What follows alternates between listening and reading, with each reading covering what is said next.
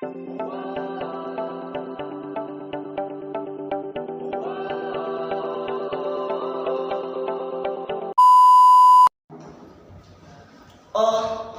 anong ginagawa mo? Bakit ang lungkot-lungkot mo? Parang lalo na iniisip mo.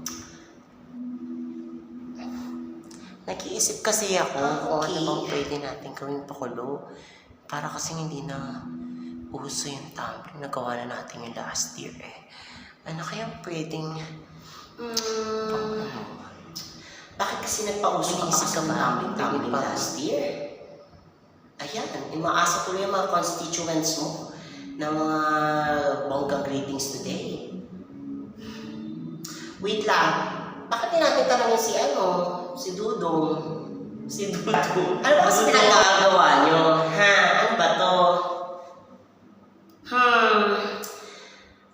Ano ba ang mas maganda?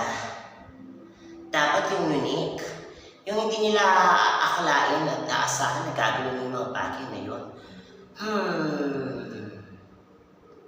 Alam ko na! A few moments later. Happy birthday to you! Happy birthday to you!